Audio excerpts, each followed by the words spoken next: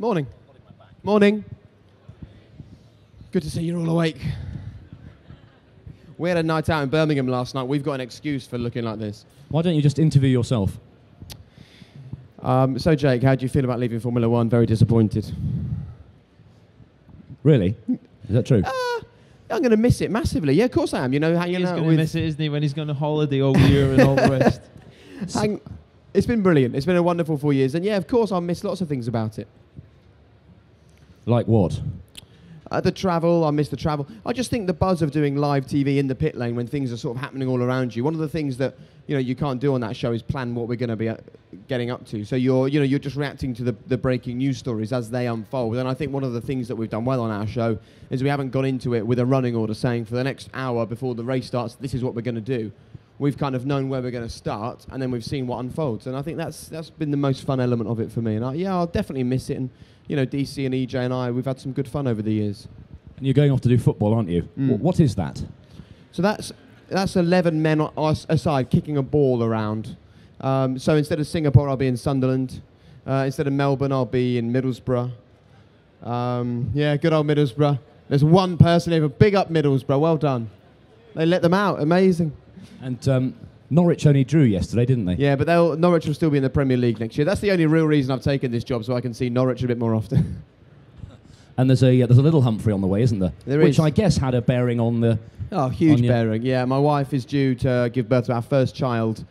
Ironically, the baby is due the very first day of the new Formula One season. So I've promised Paul if he wins in Melbourne, it will be known as Paul di Resta Humphrey, which I think's got a nice ring to it, don't you? Or I might even just go with di Resta, because it's quite a cute little name. And I'm just glad Kamui's no longer in the sport, because if he won that first race, I'd be in a world of... Kamui Humphrey does not sound good. No. Paul, you're heading into season 3 with Force India. Just talk us through last year and your thoughts on how you got on. Like any season, I think ups and downs. Unfortunately, finished not in the best style. A run of bad luck and finishing in the wall in Brazil while chasing some points. Obviously puts you into quite a long winter, but I think that long winter's out the way. Very focused, batteries are recharged and ready for a good challenge this year. When you see a new car, I think it gets you hyped up a bit, and also just getting back into it, even being here. Every year I've come here, and you see the future of where our sport's going to head. Is it easy to put it behind you, the Brazil accident and the fact that Nico led the race in the sister car? It was such an up and down race with the rain. It's a hard thing to do. It's how much confidence you need and what you want to achieve out of it. I picked up a puncture very early in the race, which we were nursing. He managed to get through, but you get different positions in the year where you highlight, and I led the race in Bahrain. He's led in Brazil, so it's certainly anything I did on a list he ticked, and anything he did on the list I ticked as well. So it was one of these years where constant battle, but a good thing for the team, I think, to drive them forward. Jake, Paul did a great job against a guy who'd won in European Formula 3, in GP2, in A1. He'd had a pole position in his first season with Williams. He was kind of a good teammate for Paul to go up against, and there was nothing in it between them, was there? No, there wasn't. I mean, I think, Paul had his best season in Formula One, and that's what you want to see at the stage that Paul is at. And I don't know whether I'm right or wrong in saying this, because Paul knows a lot better than me what went on. But I think that towards the end of the season, the way that Paul drives the car, we spoke about it at breakfast this morning, it was very smooth, new tarmac that he was racing on. And those final few circuits just weren't suiting his driving style, which is smooth. He wasn't getting the heat in the tyres, and then he was struggling to find the performance, whereas... Nico Hülkenberg is sort of balls out all the time, just giving it full beans at every circuit, which helped him towards the end. And I think that if Paul had not struggled at that stage in the season, he probably would have made a move to another of the top teams, because I would imagine that it was a pretty close decision with McLaren taking Sergio Perez. There were a few drivers that were available, and they could have made a decision on a few. And obviously Force India have a working relationship with McLaren. And obviously it's inspiration for Paul to go into this new year and say, right, I'm going to be on it all the time, and I'm going to really make sure that, because I think 3 years, he can't do any more than 3 years at Force India. I think that's enough for Paul now. I think he needs to be looking at 3 years at Force India. Now we make a big move, and the likes of Mark Webber and Felipe Massa and a few other names will be moving at the end of this current F1 season. But I think that if he'd had a really strong few races in that sort of final third of the season, I think McLaren maybe would have had a really tough decision to make and maybe would have plumped for Paul, but it wasn't to be, and we'll see how this year goes for him. I didn't know you got into driver management. Well, I'm thinking of representing Paul on a 50-50 basis. That sounds like kind of football money. He's turning away from me. He's not interested, is he? Yeah. Brown envelopes, I think. Yeah. You must have had quite serious talks with McLaren. No, I mean, I'm not going to give away too much, but yes, the team of people, there was discussions. You know, I've got a great relationship with McLaren. Martin Whitmarsh was actually the key person that got me introduced to Force India and put my name forward for it. And also, you know, my link with Mercedes-Benz. You know, I've been part of them for a lot of years. Got a lot of respect for Norbert, who unfortunately is no longer going to be with them. But you know, I'm manly enough to stand up and say, for whatever reason, the board took decisions, you know, not to put me in the car, and our paths may cross. Hopefully, it may be in a car that's beating them and I can get the last laugh. But you know, if I've got to work with them, they're professional people and they win races, and you know, that's what I'm in the sport to do. And you know, you don't get a long time at this, and there's some great people around and people I want to work with on my journey. You can tell Jake came out of Kids TV, can't you? He just put his hand up to ask a question. No, yes, Jake. I was just wondering whether there was ever a point where you thought it might happen, whether you thought, actually, I think this might come off for me, or whether it was always just discussions that were being had. I think, like anybody, it's just discussions where it is, and I think it was probably the same case, but unfortunately in the sport now there's a little bit more to it. There's a commercial side and sponsorship, and you know, money's tight, so you know, Perez has some good backing. I guess if he doesn't shape up, then there is an opportunity for you to go there for 2014, depending on what kind of deal he's on. I think that's the way you've got to look at it as well. You know, he's up against a big task. He's got to perform. Jensen's obviously not going to give him an easy time. Yeah, and you know, you look at Jensen where he is in his career. You know, he's probably in his peak. He's still winning races. He won the first race in the last race last year. But there's many of these moves that have happened that have changed the flow of Formula One. You know, might not work out. Lewis might not like the way Mercedes work. It can all change very quickly. I suppose it's a bit like the football. You know, some players don't make the transition and don't get on with the team. So you've got to be there to remark. But the biggest thing for that is to get the results and keep your mind in the team bosses and the team principals. And you know, I think having a good relationship with them is key, and I have up and down the paddock. You know, I've not upset anybody, and you know, without begging for a job, you've just got to, you know, be in their face at the right time. Is that right? He hasn't upset anyone? No, he's not upset anybody. He's been very well behaved in the couple of years he's been there. But I mean, I'm genuinely a little bit worried about the future of Formula One and the drivers that are in there, because I think that if you look at the real stellar standout drivers now, you've got Jenson Button. He's in his 30s. Fernando Alonso, he's probably got a few more years left, but not too many. Mark Webber's going to be leaving before too long. Lewis Hamilton, you know, we all look at Lewis and think, oh yeah, young Lewis Hamilton. He's not anymore. You know, Lewis is pushing towards 30 now. And apart from Sebastian Vettel, who is young and is a world champion at the moment, I look across the board and I think Kamui Kobayashi, okay, he might not be the greatest driver in the world, but he's a brilliant entertainer. And he hasn't got enough money, so boo, you're out. Heikki Kovalainen, shown what he can do in a Caterham, and that's not easy each week to get into that car and try and make it a good performing car. Not enough money, boom, off you go. And I do worry that I don't think McLaren would have made a decision to take Sergio Perez if they had more money. I think that this is primarily a decision based on he's okay and he brings a lot of cash, I think is my reading of the situation. And I worry that in years to come, people will be turned off from Formula One if they look at it and go, well, every driver there is paying 30, 40 million pounds for the privilege of doing this. You know, if Sir Alex Ferguson played a striker who was rubbish and at the end of the match said, well, yeah, he wasn't very good, but he paid me 10 million quid for the chance to play for Man U, people would be in uproar. People wouldn't accept that.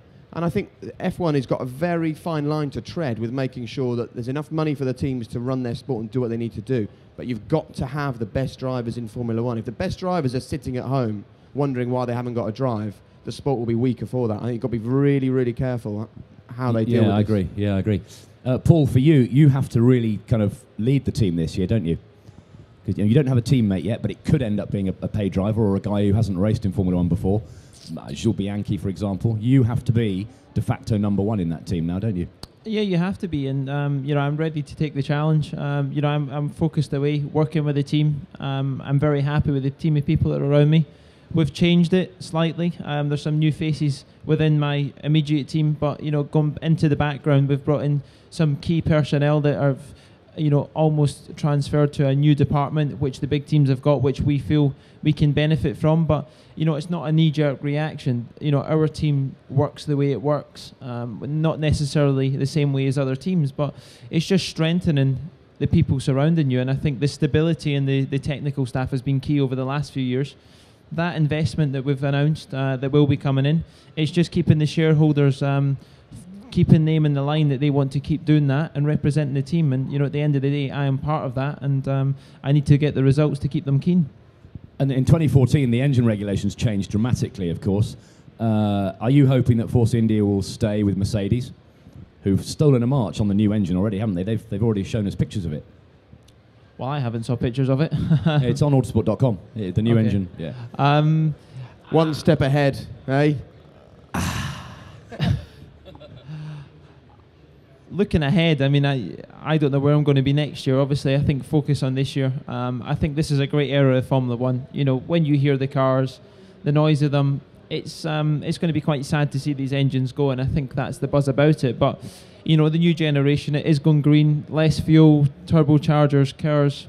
It's a power unit, and, I think they're going to be pretty exciting things. New technology in Formula One drives the automotive industry, and that's why they've done it. And when you speak to the engine guys and they're like, yeah, wait till you see some of the qualifying maps and then see how you have to try and challenge yourself to try and save fuel in the race.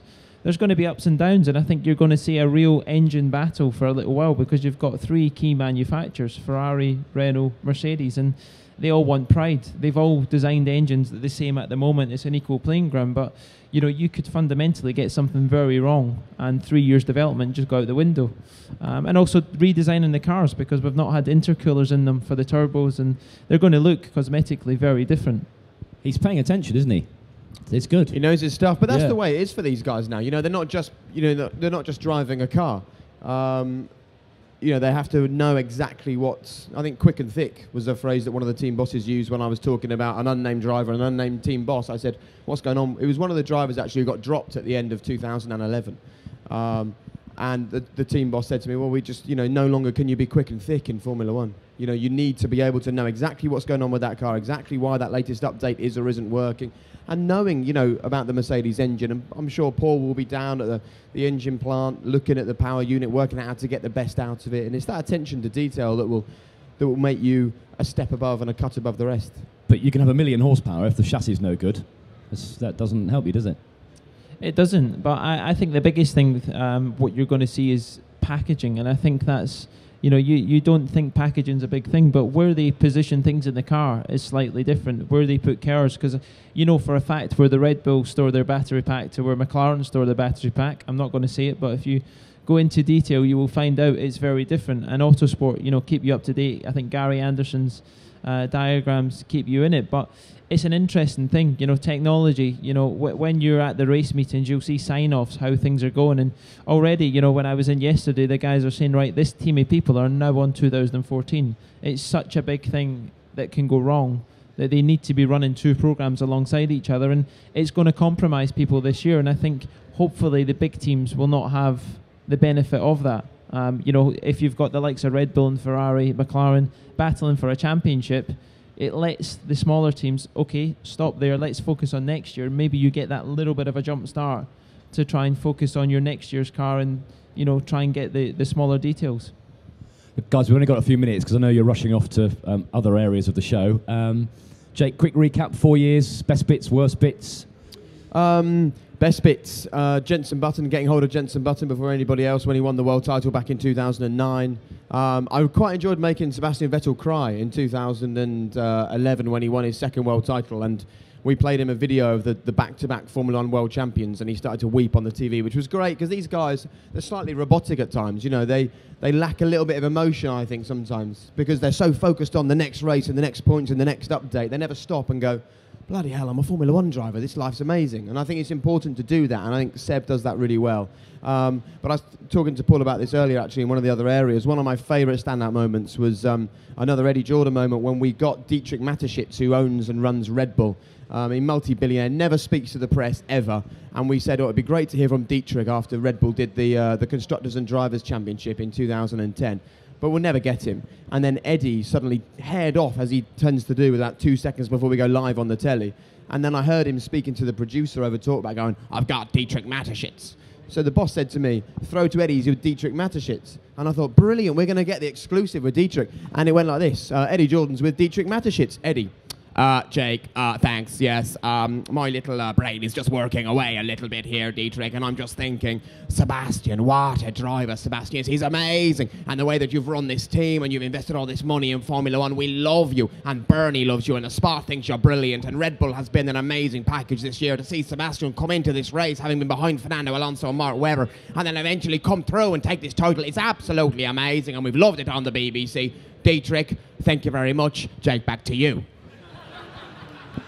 Nobody knows. We still don't know what Dietrich Mateschitz even sounds like. Exactly. Can he even talk? Good old EJ. So yeah, I'll certainly miss him. Is your voice sore? But Eddie puts that voice on all the time, though. I think I saw his throat is. Susie won't put up with any nonsense from those two, will she? No, of course she won't. No, I think Susie will do a good job, actually. I mean, you know, I was very keen to see Lee McKenzie get that job because I've worked with Lee really closely and she's been fantastic, and you know, I suppose was in prime position to take that role, and I think she would have done it really well. But you know, it's a big chance for Susie Perry, having worked on the motorbikes, to come into Formula One, and I have no doubt that Susie's going to be a really strong presenter. And it was funny, the boys are obviously delighted about it because I was getting loads of phone calls from David and Eddie going, "I can't believe you're leaving. Are you sure you're leaving? Are you definitely going to leave? Are you going to come back? Is there any chance you can change your mind?" They announced Susie Perry, not heard a thing for about 3 weeks. So they've obviously forgotten about me. I'm last year's news now, but that's fine. That's the way Formula One works. I'm last year's chassis. I'm gone. She looks better in leather trousers than you as well, mate. Henry, you would look better than me in leather trousers. Thanks. We'll see that live on the Autosport stage a little later on today. Yeah. No, we actually probably will. These guys have got to go. Please give them a big send-off. Jake Humphrey and Paul di Resta. Thank you. Have a good day.